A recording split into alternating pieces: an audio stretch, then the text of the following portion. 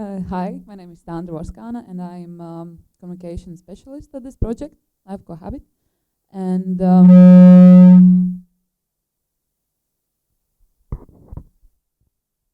yeah.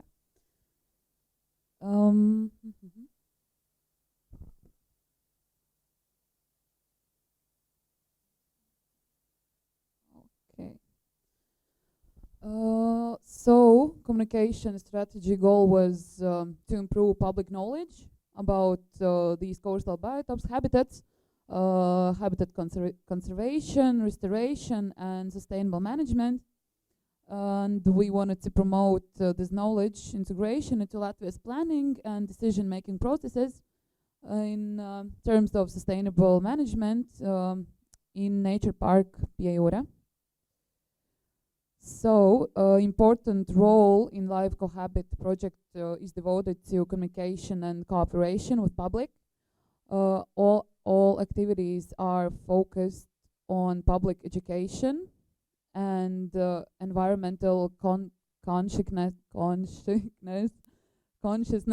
improvement, positive attitude shaping towards project and its activities, efforts to provide the public with experience in solving coastal management problems, and main communication type with all involved sides in project is direct contact. That means that we are involving representatives of all target audiences in workshops, seminars, discussions, by creating an opportunity to inform participants and share our knowledge and ideas which are related to this project. So, starting with interactive platforms, I hope you all know that we have our homepage, and all together we needed to post about 8 articles, but we did 70. And if we talk about views, what we can count, it's about 50,000 people altogether who have looked at all articles, but we did communicate with by radio too, so we don't know how many people how we reached.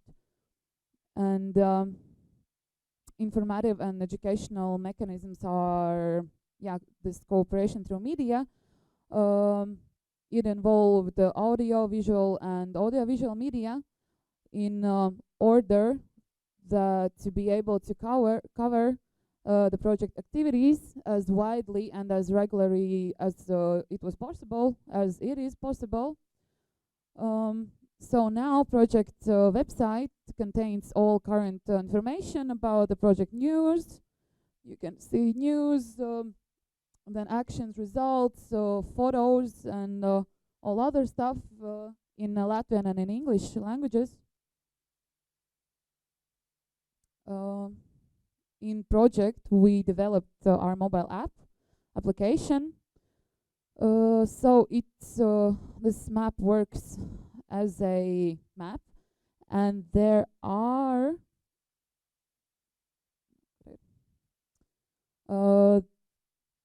there is possible to take a quiz, which is educational. This is educational side, and like for example, there's question how many lichen species are in the forest. So you can guess, you can play, you can count points, and there's this that is just fun way how to get to know nature park.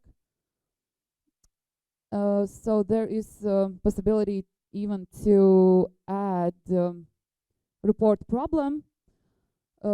Maybe there is some damage made in the forest or in all nature park Piejūra, or maybe there's littering, so you can report it, and you can add some nature object which everyone else will see later.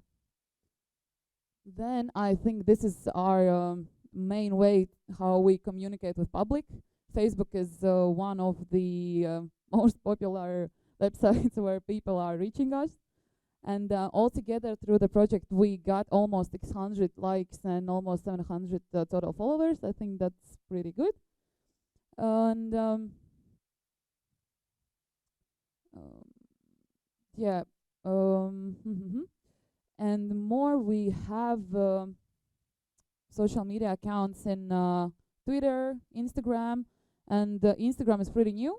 I think it's not even half year, maybe something like that, and we got almost 70 followers. I think, no, where is it? 155. So I think that's really good too. And by the way, we have our YouTube channel too. And soon there will be put our project movies. So we just all are waiting for them. And we will all can see them a little bit later. So project publicity, communication, and dissemination. We are putting our news and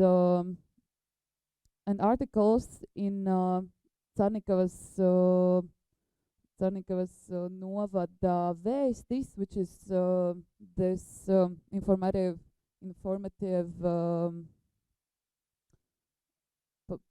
publicity paper, you can say, every month, where you can see our most newest information too. So, and how many people we have reached with that, we have no idea, but that is one of the, this is a good way too, because we have this news in digital and in the paper form. So how we are communicating with public. These are informative field trips. We have put informative signs, stands. Yeah, these again are articles in our project homepage where we explain about everything what we're gonna do and how it went. So people can read it and yeah, no just information.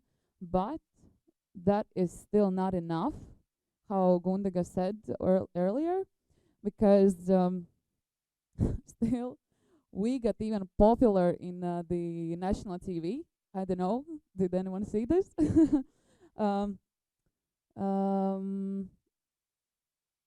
Our parks, our nature park Piejura was seen in informative television news broadcast as Panorama, then telecast Vides Fakti and Ceturtā studija. And people reached out to them speaking about these problems that we had because of the weather and forest, how can I say, cleaning, deforestation. Yeah, so despite of all our work in the social media and newspapers, in our homepage, in radio, it's not still enough. So maybe that's the thing to work on. Talking about education, one of the, I don't know how to say, goals, maybe, no, but tasks was to build environmental education center, which is in the same time it's planning laboratory. So goal is to project target audiences. These are the students, locals, tourists, about educate them about nature values in Piejura. And the center collects and classifies information about nature parks, in nature park found species, habitats, and other nature values.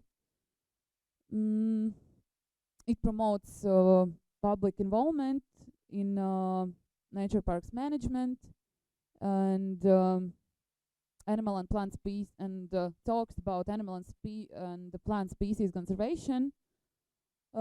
It promotes tourism and environmental education materials, infrastructure objects, and other element development. And center can offer lectures about nature and environment conservation and education about that. Our education has built in this year, about I think maybe month ago, I hope too. So it's still new, and there's stuff what we need to work on it, but it's coming. It's there. If we are talking about implementation of general promotional events, project has took its part in different conferences, in internationals, in the international, like abroad in France. It was somewhere in Latvia, and just exchange of experience. As well, we did events like opening of demonstration sites in Vakarbuļi, Mangaisala, and Carnikava. There were educational activities for private landowners, and there are more to be done. There were training cycles for nature parks, Piejūra guides, and community leaders. And international conference, which is now, that's the last. So this is from far away 2017, when in Carnikava's primary school we took our part in a Meža Olympiade. Then some pictures from these are recent pictures where our project in collaboration with Pasaules Dabas Fonds or Worldwide Fund for Nature and Baltijas Krasti were doing joint works with Riga's 64th secondary school students in initiative Daru Labu Dabai, which we will talk later. You will hear about it. And as well, project took part in a sports event as Stirnu books. In these opening demonstration sites, we invite not just students, but all families, locals, whatever who wants, they can come, because it's really interesting, fun, and healthy way to spend their time and learn about habitats, conservation, and all about the nature park. So what I wanted to say in the end, in the conclusion, that I wanted to say about maybe these challenges. The biggest are this disinformation. Even if we put as much effort as we can, it's still not enough. And that people don't know difference between project and between like nature park by itself. We don't,